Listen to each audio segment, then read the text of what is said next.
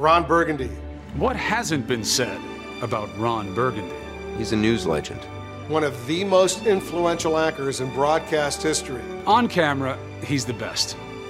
But off camera, he's a bit of an A major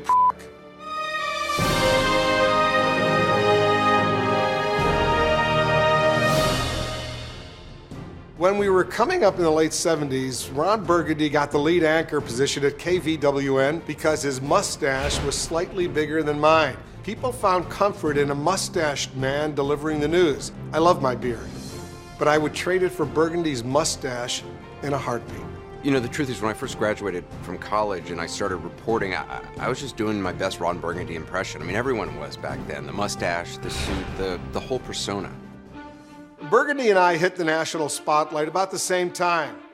Today, he has the most awards of any anchor. Some of them, honestly, I think, belong to me because they're literally mine. He just took them off my shelf right in front of me and acted like I didn't see it.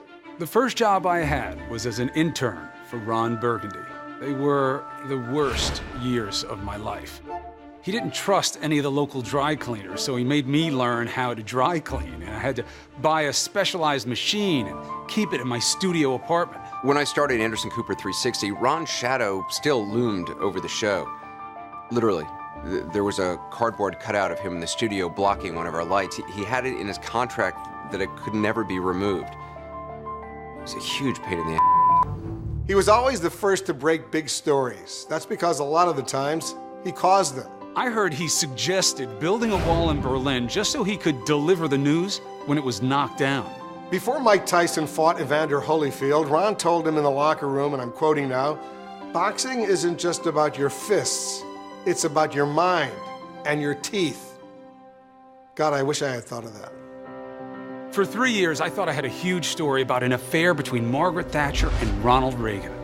Turns out my inside source was Burgundy pretending to be Deep Throat. He deep-throated me for years. It was really humiliating. To this day, he calls me Wolf Blitzer. He calls me Stoopy Andrews. It's not funny. It doesn't even sound like my name. He won't call me anything. He refuses to acknowledge me as a human being. Ron Bugrundy literally tried to poison me.